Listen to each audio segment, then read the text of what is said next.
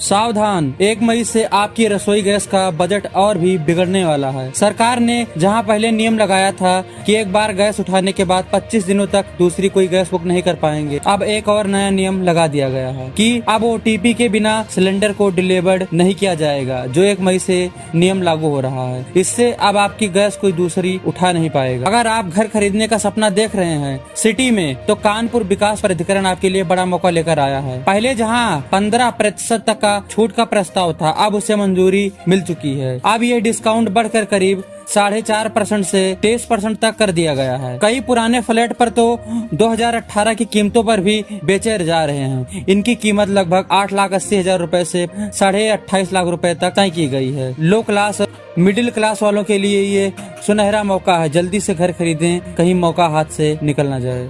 योगी का बुलडोजर अब 7 समंदर पार भी लंदन तक खौफ पैदा कर रहा है। खलीलाबाद में एक ब्रिटिश मौलाना के अवैध मदरसे को 5 बुलडोजरों ने मिट्टी में मिला दिया। ये मौलाना लंदन में रहकर यूपी सरकार से सैलरी ले रहा था। क्या आपने भी पोस्ट ऑफिस की FD या RD बंद कर दी है? यूपी में सरकारी बचत योजनाओं में 50% तक की भारी गिरावट दर्ज की गई। महंगाई और बढ़ते खर्च के कारण लोग अब बचत नहीं कर पा रहे हैं। चौंकाने वाली बात यह है कि जो लोग निवेश कर रहे थे, उनका रुझान अब डाकघर के बजाय म्यूचुअल फंड और शेयर बाजार की तरफ बढ़ रहा है, जहां पर जल्दी और ज्यादा पैसे बनने की उम्मीद जनता लगाए हुए है। अब बंगाल की धरती पर योगी आदित्यनाथ का असली प्रदर्शन होने वाला है। चुनाव प्रचार के आखिरी घंटों में ममता दीदी के गढ़ में योगी जी ने 4 रोड शो और जनसभाएं करी। योगी जी की एंट्री से बंगाल की सियासी में खलबली मच गई। गाजियाबाद में 10 लाख लोग बूंद बूंद पानी के लिए तरस रहे हैं। 44 डिग्री की भीषण गर्मी में भी नगर निगम के दावे फेल हो चुके हैं। लोग नहाने तक के पानी के लिए कई इलाकों में बोतल खरीदने को मजबूर हैं। सरकारी प्रोजेक्ट आधे अधूरे पड़े हुए हैं। जनता का गुस्सा अब सड़कों पर उठने वाला है। दैनिक जागरण के रिपोर्ट के अनुसार ग्रेटर नोएडा और नोएडा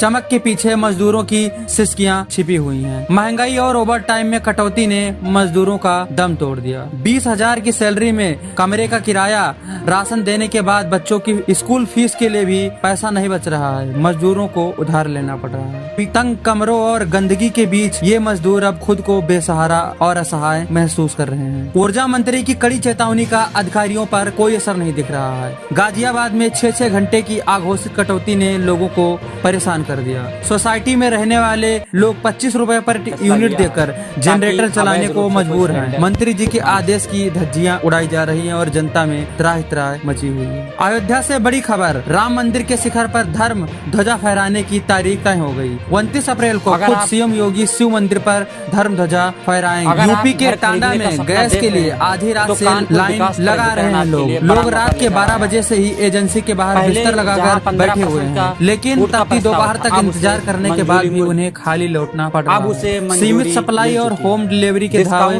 बिल्कुल फेल हो चुके हैं। जनता काफी परेशान है। तो दोस्तों, ये थी आज की बड़ी और अहम खबरें। आपको कैसी लगी हमें कमेंट में बताएं और चैनल पर नए हैं तो सब्सक्राइब करें।